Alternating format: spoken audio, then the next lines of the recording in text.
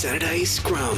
Yes, g'day everybody. Love to have a company for just 2 hours today, and so much to squeeze into those 2 hours we get to share with you. My name's Tony Squires, I'm joined by Ryan Girdler, Brent Read, and making his run-on debut for the show, Todd Carney. Welcome, Todd. Thanks, guys. Thanks for having me. It's exciting turning up here this morning. I'm up with the big guns. How good? We can bring you down to our level pretty quickly, I'd imagine. It's a drop in grade, that's for sure. It is. How are you going? You tore your bicep.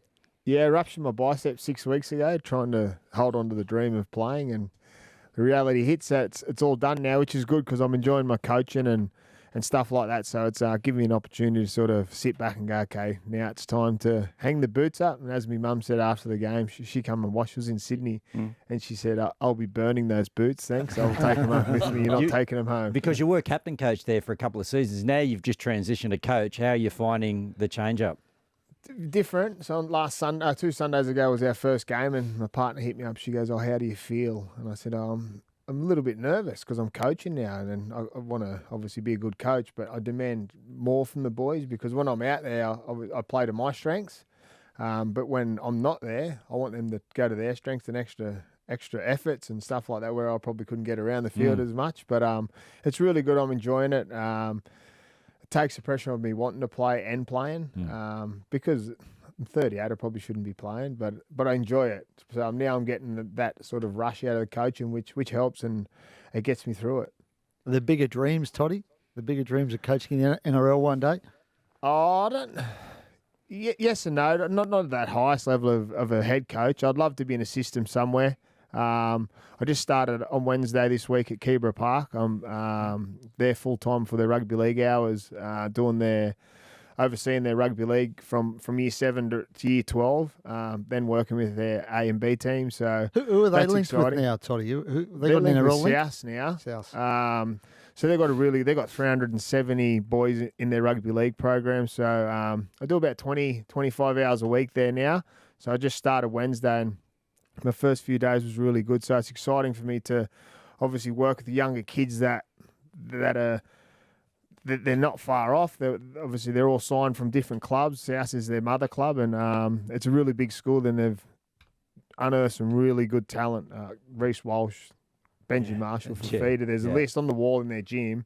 It's crazy to look at the players they've gone through. I think in the Titans team at the moment, there's 10 players that went through the Keebra system. So it's a really good school for breeding ground. And I can't believe that the Titans haven't got hold of that development, that Pathways program coming through. South Sydney do. Well, they had it for a while, and then South took it, and then South have also took the Townsville Blackhawks from the Cowboys.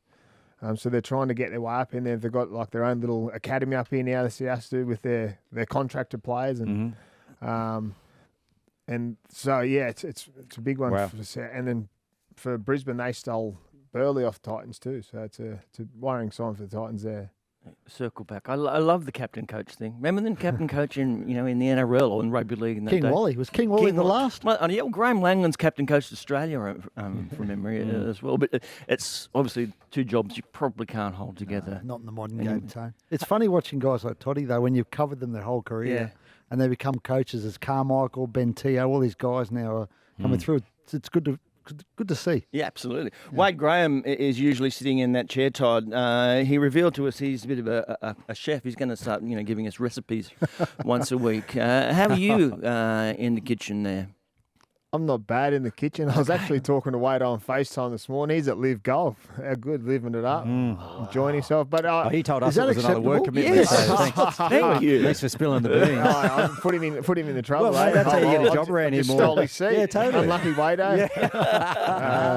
But yeah, I don't know. I'm okay in the kitchen at the moment. I'm just doing a cleanse at the moment, so I'm sort of not eating too much and all organic meats really. So, and my missus hates it. She hates all the smell of the cooking in the house. So you're doing a cleanse. Reedy's on a diet as well because he's trying to fit in. What you got medium size for the Olympics outfits you got to wear. We have to give them we're getting an outfit. We have to give them our sizes, and I went medium. Just gave me something to aim for, Tone. Right. Some What motivation. event are you representing us in, Reedy? I mean, what do you need an outfit for? They're giving us outfits. We're a team, mate. Even the media, we're a team when you go away. You're kidding, really? Yeah. Triple M should give us wow. outfits when we go to They Magic used to. Round. Like when we first started, they gave us They like did, this didn't old they? hard They yakka did. Triple M shirt, but did. that went by the by. As soon as, producer Charlie got involved, the budget just got really tight. He was skimming off Really the top, tight. Charlie, yeah. What sports are you covering at the Olympics? What's your expertise? Well, I was going to do Ollie Roos, but they missed out, so you that was a go. bit unfortunate. I'm doing. I made a massive blunder, Tone. I'm doing athletics, and rugby sevens, a bit of boxing. They but do I'm- golf. At They the do. Olympics? I'm doing they golf do. actually. There you go. But I made a massive blunder because I told the bosses at work that John. You remember John Gosher, the referee? Yeah. He's now the CEO of Equestrian. So I told the blokes at work, so they put me on Equestrian. Doing horse I've got riding. no idea. Absolutely no idea at all. Wait, you're the dressage expert, Yes. are you? And the 4-day competition, whatever they call The it. team's competition. Team's competition. Oh, What a we'll blunder make sure that was. outfit fits because there's going to be a lot of sitting Is around it a doing good nothing, outfit? Reedy. Is it No, good no, taste? it's just some polo. Give me some shoes and phones. Well, and they shouldn't change. You should lots be of all right stuff. with your Yeah, size I'm all for right your with that. shoes. Yeah, but shirts, polos, shorts. Yeah. Yeah. Polo shorts. Yeah, Are you hopefully it's not too carrying snug. are you the flag bearer for the media? Reedy? flag, Let's just have a the look at some of the white flag results. Manly 32, the Eels 18. We had the Storm 54 over South Sydney 20. The Roosters and the Dragons also played. But we won't go into detail on that. I love that. Anzac Day, it's such a special time and that ceremony and all of that. And I was there at Allianz peaked Stadium. very early, It was Tone. great. I had a fantastic time. I was sitting next to, Jeff Carr was there, Craig Young, one of my heroes. And then they kicked off and it all went to, Well, didn't you score first? I thought it was did. a good Great start try. for the Dragons. Yeah. Well, Yeah. Then you just, first couple of minutes, Tone, then go to the bar. Tony, You've learned that over the years, right, being a Dragon supporter? I caught the lift downstairs with John Howard. did you? He was there as well, Mad Dragons fan. Yeah, absolutely. Yeah, bit of name dropping. Couldn't get the job done. We're going to go into all of those details. Reedy, what is in terms of news, injuries, charge sheet? Where are we at? The most significant news out of the Anzac Day games was Tane Mill, two to three matches for that. That was a terrible ugly. tackle. That was terrible, terrible tackle. Huge news out of last night though. If you're a Manly fan, Dally Cherevins and Hamoli Olakwatu both charged over that lifting tackle on Sean Lane. They're both looking at 2 to 3 games, so that's significant for Manly given where they are in the ladder. And I think they've got Canberra and Dolphins next 2 weeks. Dolphins over Magic Round, so those guys both could be absent for that. There And seemed to be a different level of responsibility in that yeah. tackle Well, it's between not often Daly. you get 2 guys charged, Tone, at a one And tackle. Daly wasn't. He didn't get sin binned. Olakwatu did. It would seem much more his responsibility to that tackle. Well, they might look to maybe fight that and maybe get Daly downgraded because obviously he's so important to them. But both looking at 2 to 3 games, so pretty significant for Manly. yeah, absolutely. And then the other, Ryan Madison and Maika Sivo both just facing fines for, Sivo was for that ugly elbow at the end of the game that probably ruined the game for Parramatta. So just fines for those 2 guys. Just finds he may not be in first grade. No, that's true. After Get a hat trick of tries and still get dropped. Well, it's ridiculous. Yeah, it totally was. But we'll get to that. Sad news, obviously, for rugby league community. Terry Hill passing away at the age of just 52. Gerd, so sad. Yeah, I think the whole rugby league sort of world went into mourning when they heard that because he was just such he was larger than life, Tez. Everyone, if you didn't know him, you knew of him, and everyone's got a story about Tez. I was fortunate or unfortunate enough to have to play against him my whole career. Yep. Spent some wonderful times with him in Origin camp, room with him one time in there, and he just had that knack of just, putting perspective into every situation, like, whether it was the heat of battle, whether it was, getting ready for a game, whether it was, reading the room and just cracking a joke at the right time. Like, just one of the most annoying guys you could ever be around, but everyone wanted to be around him. Yep. He was just that kind of guy. And I just remember, playing like the ultimate competitor, like a real character off the field, but serious when he crossed that white stripe. And I just remember every time, I'd have to play against him all week, I'd be thinking, don't make an error because you're going to hear about it all game.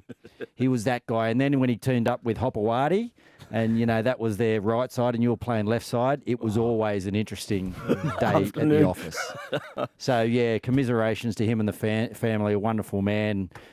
brilliant human, and I'm just so, privileged to have spent some quality time with him. Indeed. Terry Hill gone far too early. Triple M rocking the footy on a Saturday afternoon. Well, after their Darwin capitulation last weekend, all eyes were on the Eels as they took on Manly. First half, it was strong enough. But once again, the second half proved their undoing. 32 points to 18. Manly got the job done. But Todd, did you see anything like positive signs coming out of the game?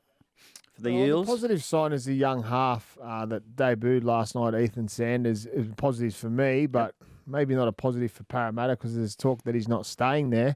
But I thought he'd done his job. I thought it freed up Dylan Brown enough to see a little bit more of Dylan Brown, where the last few weeks there's been a lot on Dylan Brown's shoulders and he hasn't performed, where last night I'd seen him free him up a little bit, and young Ethan was I thought he was good for a debut game. Obviously they didn't get the win, but he'd done his job, and I thought he'll build on that and get better. He was nice and direct in attack, wasn't he? Yeah. He was, and you can see that he's always talking, where Dylan Brown's not a massive talker, where Ethan was talking a lot, so that would take the pressure off. And even though it's not hands-on all the time, that talk can sometimes release Dylan Brown's thoughts around what he's got to do, and sometimes you just got to run the ball. And he's seen that a little bit last night, so hopefully over the next few weeks that partnership develops until Mitchell comes back.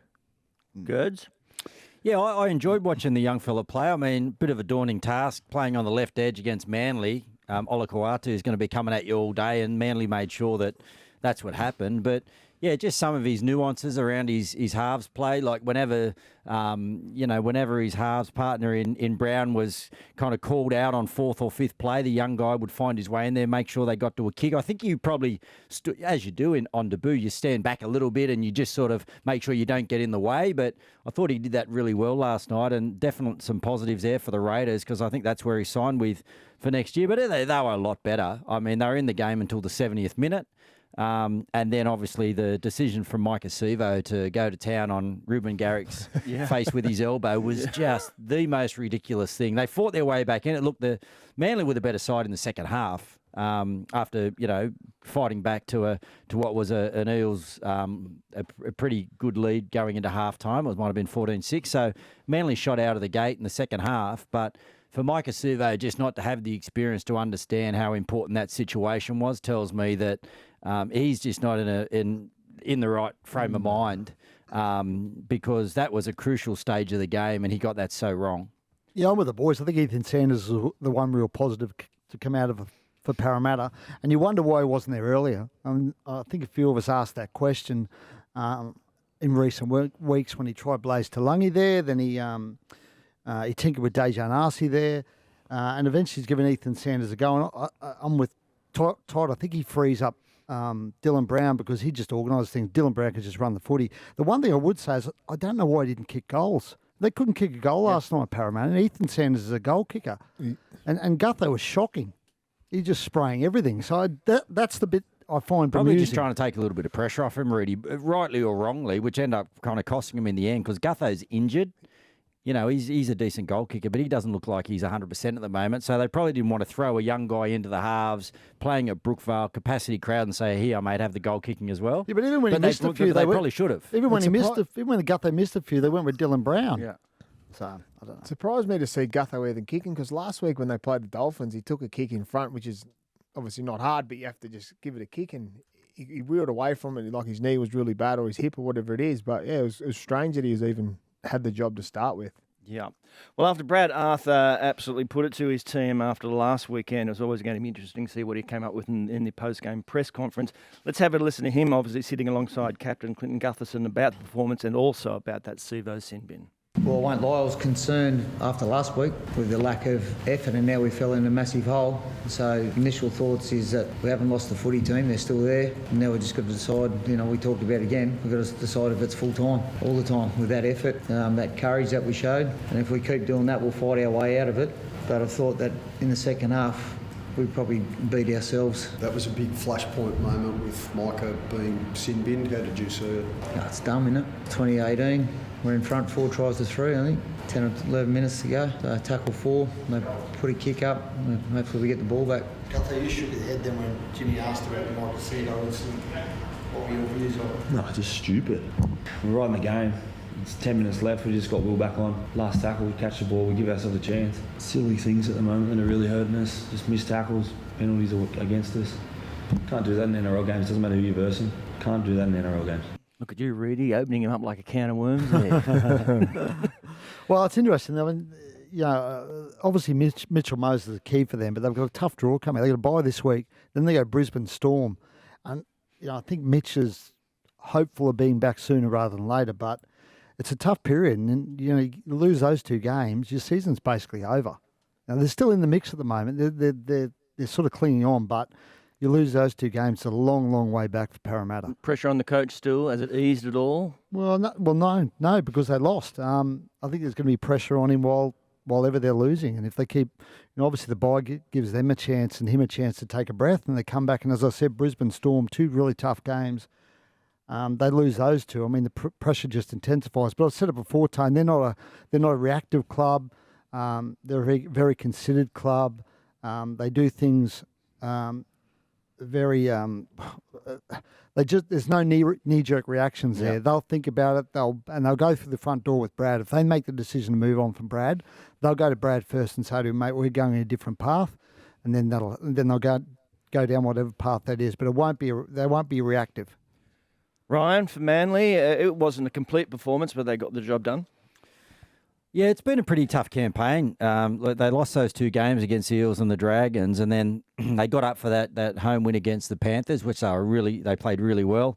Then they had to go to New Zealand, played the Warriors, found a draw over there, probably should have won that one, had a tough game last week against the Titans, and I just feel like they went into last night, they were a little bit flat, so I really wasn't surprised that Parramatta sort of came out of the blocks, and Manly took their time to find their rhythm, but just those key guys, those senior guys, with Tommy, Daly, Croker, Jake there, they just, once they found their rhythm, and Brooks as well, once they found their rhythm, they were just kind of always just, going to go on with it, do the simple things right. They built the foundations there early in the second half, and then when the opportunity came, they probably weren't as crisp as they have been in the past, especially in the first half.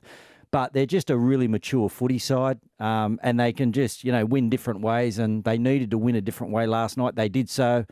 I think they now get the bye, or they get a couple of days off and they have a little bit of a rest. And I think they'll be ready to go again. So they're in a good spot, Tone. I think if you're an Eagles fan at the moment, you're pretty excited about what lays ahead for their season. Where are you putting them, Toddy? Are you happy with how they're travelling? Yeah, I'm happy with how they're travelling. Their wins when they've won have been really good. The losses is a concern sometimes, but with their players that they've got, as Gers just mentioned, they're star 5 players. But the big test is for them coming up in the next few weeks around Origin. So they'll lose Cherry, they'll lose both the Trebojeviches, so they'll lose some depth there. So they'll have to work out what they've got there and try and scrape some wins while they're away. But I think at the back end of the year, if they can mix it all together and then 5 blokes play well every week, and their combinations with the rest of their team is really good, they'll cause troubles in the finals. But a big thing for me, Manly, is Ruben Garrick's goal kicking. He hardly misses. Yeah, and he's playing well too. But yeah, I like Manly. I think with players like where you got Cherry Evans and Tommy at the back, if you got them 2 players in a team, your finals bound if everything else falls into place for you. And what have you made of Luke Brooks's performance there? I think he's been really good. It's good to watch as a former half, watching a bloke that sort of was under pressure for so long when he was at the Tigers. He was their main man. He had to be everything, where it's good to watch Manly play and Brooksy not have to take any of the pressure. Daly's their boss and their leader, and he does that job really well. Where for Brooksy, he just sits on his side of the field. He picks when he has to run or pass. And he seems happy, looks happy, where when he was at the Tigers, he was down and out for a little bit, and rightly so with how it was going. But it's really good to see, and I'm really excited to see how his development goes on beyond this year. Obviously, he's really good this year, but I want to see how he develops in the next few years, learning off Cherry, and then once Cherry sort of steps away, how he takes leading that team, because that's where I see it will happen. Cherry will leave, and then it will become Brooksy's team. So it'll be interesting to see what he learns off Cherry over those next few years. Well, they may have to drive the bus for the next couple of weeks too. If Dale and Cherry Evans, 2 weeks, as we said 2 before. to 3 weeks, Tone, yeah. That Sean Lane tackle. There you have it. The Manly team got the job done, 32 points to 18. South Sydney, what next for them? That's next for us on the Saturday Scrum. Ryan Girdler, Todd Carney, Brent Read, Tony Squires. This is my name. South Sydney. The pressure continues to mount, beaten 54-20 by a terrific team, obviously, in the Melbourne Storm on Anzac Day. The pressure on coach Jason Demetriou has been building. None of that would have eased after that. No, they've got a board meeting Tuesday night, South Sydney. Russell Crowe's back in town. I'd imagine Jason's future will be on the agenda. And we'll have to wait and see how it pans out, Tony. But obviously the pressure just ramps up every time they lose. And when they lose like they did, it just intensifies it all. Naively, I thought season 2024 would be one where no coach loses his job, where there would be no nominations for the Dally M interim coach of the year at the end. But it doesn't seem... What's your gut feeling, though, with this one? My gut feeling is, look, I just think they need to give him some clarity. And my gut feeling is they might say to him, you can finish the year off, but we'll move on at the end of the year. And then he'll have a decision to make about whether he hangs around. But I think they're going to move on. I just think it's basically, it's at a point where, I wouldn't say it's untenable, but things just don't seem to be getting better. So there's no obvious guy to come in now. I mean, Mel was, Mel obviously got mentioned, but Mel's was sort of removed himself from the equation now. Michael Maguire's the other guy who might, his name might crop, well, it's already popped up, and obviously he's got the New South Wales job, and that's got to be his priority because they showed some faith in Madge. So given those circumstances, I'm not averse to giving, I would say, I think it's not a bad idea to give JD say, look, we're moving on at the end of the year. We're going to go get Wayne. You can finish the year off and do your best, and maybe you can showcase yourself for a job somewhere else. Yeah, Todd, and I think that's true, isn't it? I mean, if you don't have the person who's going to replace you long term sitting there ready to go, why do you go through the whole interim coach bit? If JD is willing to go to the end of that season, isn't that the more sensible route? I think it's a more sensible route, but then it comes down to the players. If that's what the reasoning is why they're not going well, if they think it's JD, for me as a coach, if I was in that position and I was told that I'm not going to be there the following year because you're not the right man for the job, I guess pride would step in. But you want to be there, but then also you don't. And then for the players, like if they get rid of him, say on Tuesday, say that then you're not going to be welcome here, blah blah blah. Do the players then go, well, our season's done? Do we even go out for? Where if you get an interim coach comes in and whoever that would be, then the players also then they get a reaction from the players, and then for the club when that happens, if you get an interim coach come in and there's a reaction from your players and your club and you start winning games, the club can look at it and go, okay, well, Demetriou was the issue. We're excited about the rest of this year, and then the new coach coming in because then players are going to buy in to whoever comes in because he wasn't the man. But if it continues to go sour and they don't play well with the new interim coach, that it means it's a players' issue because it falls back to the players in where an interim coach comes in and he sort of steps around and does what he needs to do and goes to the senior players and goes, okay, I'm the interim coach. How do you want to play? I'm going to put my two bobs in where I can, but I'm here just to do a job for the rest of the year. I need your buy-in to help me do that. And let's get some wins on the board and have a really enjoyable rest of the year. But if Demetriou stays around, it might be just kicking stones all year, and it's the same old South. I think the club's sort of their responsibility is to their members and their fans at this point. And I think if they show the signs that they're going to cut a guy loose at the end of the year who's still on contract, but not make that call now, I think it shows to the fans and the members that they're not serious about this year. So I think if they're going to cut him loose, I think they probably need to do it now.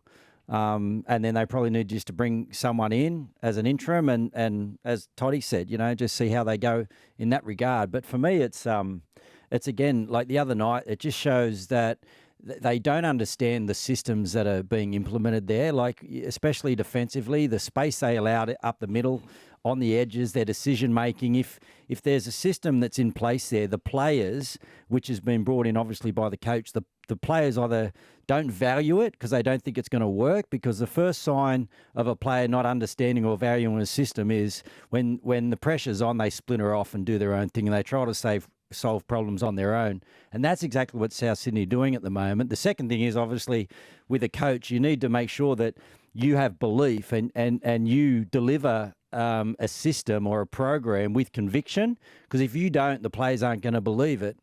And if you do, as a coach, deliver that system or that program with conviction, you need to be able to hold people accountable to it. You know, and if you don't, and if they come out of those systems and you don't do anything about it, well, then you're showing the players that you're questioning yourself. And I think there's a whole lot of that. There's so many different issues, but I think just defensively, they're just not all on the same page, which means I don't believe that they're really understanding the system, or if they do understand it, they're not willing to apply it, and there lies the issue. Yeah. Still got great names in that team. I think like 10 or 11 of that team were in the beat Penrith Anzac Day last year. The talent is there. It's just not happening. And the question both of you guys raised, I guess, is what is it? What does it look like for the rest of this year? They sit in the bottom of the table. Is there genuine hope for them to be able to climb up? What can they achieve out of this year? That obviously was a question that JD was asked along with the performance itself. Let's have a listen. Yeah, very disappointing, especially with the 2-week leading that we've had, especially defensively, but a myriad of errors in terms of defensively that we've practiced. 100% we've practiced in and around our ruck, in and around our decisions on our edges, and we're just not nailing them when the pressure's on. Players got to take some ownership of that. It takes some ownership of their own performances and start executing the things that we know we can. But as coaches, we set ourselves a 5-week plan to improve, and we'll stay to that because it's not going to improve in one night. In 1 week, it will get better. But it's salvageable? 100% it's salvageable. Again, like I said, you see periods tonight where the team looks like the team we're capable of. We've just got to be buying and doing it for longer periods. JD still has hope for South Sydney and this season. All right, let's flip the coin. What about the Storm? They were impressive. Cameron Munster was terrific. Yeah, he's been a bit down this year, Cam. That was probably his best performance this year. And I think that was their best performance. They really strung it together. Their spine were outstanding. Their best players played their best footy. And, when Munster plays like that, they're a completely different equation to what they have been because, Hughes has been great and Paps has been great and Harry's been great, but Cam just sort of been he just hasn't been as good as he has been in recent years. And when he is, he's just a world-class footballer. So they look really good. I thought it was their best performance of the year. Todd, it'd be great to be a Melbourne supporter, wouldn't it? Every week you're in with the shot. They just they turn up, don't they? They do, and it's really good for him to see Big Nelson come back. I thought on the weekend was his best game. He's only just got back in there, but every time he carried the ball, his right-hand lever was always ready for an offload. You mentioned Munster. I thought he was really good the other night. That's been coming. You've seen glimpses of it in the game, but then you've got Hughes on the other side. He's just getting better and better each week. Paps just does his job at the back. And the losing Xavier Coates will hurt. He's a try scorer. He's won games for him this year. So if he wasn't there moving forward, they're going to have to fill that spot. So it'll be a big hole to fill. But I really like the Storm. I spoke about it a few weeks ago that Storm are my team that I think can win the comp because usually they sort of glide through this time of the year, but they're front and centre and they'll be thereabouts at the back end of the year when finals come. Yeah, I like the fact that those four that you just spoke about are getting some time on the field together because it just hasn't happened over the last couple of years. And the stats, I think when they play it, they're almost at like over 85% their win rate. So, Pappenhausen's been out for extended periods. Munster was out for early on the season. And, Grant and Hughes generally play a lot of footy. But having all those four guys on the field, you can just see the continuity that's starting to be created now, especially in that middle part where Harry Grant's starting to form those combinations with Pappenhausen and he's becoming a real threat. But yeah, I keep saying it, they've won 6 or 7 and I think in 3 or 4 of those games they probably haven't been the best team, but they just know how to win footy games. They were certainly the best team the other night and they're rolling on. Sorry, I was just going to say on Xavier Coates. I just got a text from Melbourne. Do you call him Xavier or Xavier? I don't know. Really? Toddy called him Xavier, so I went with that. I just copied the last person who says his name. So the medical staff don't think it's too serious with him, but he's had a history of hammies, so they're being a bit conservative with him. They're pretty confident it's not too bad. Okay. That's good news for Melbourne and Queensland. Excellent news. All right, the Storm 54, South Sydney 20. The Dragons and the Roosters next on the Saturday Scrum. Beautiful Old Ounce Stadium, Anzac Day, an amazing ceremony, emotion rich throughout that ground. It was terrific before the game. As I said, I was next to Craig Young, one of my heroes. Then kick off, and I spent the rest of the day having Luke Ricketson laughing in my face. As the Roosters absolutely put it into the Dragons. What a difference a week makes, Ryan Girdler. Yeah, look, I feel sorry for you, Tone. I mean, everyone went in there with high you really, expectations Girds? of the Dragons.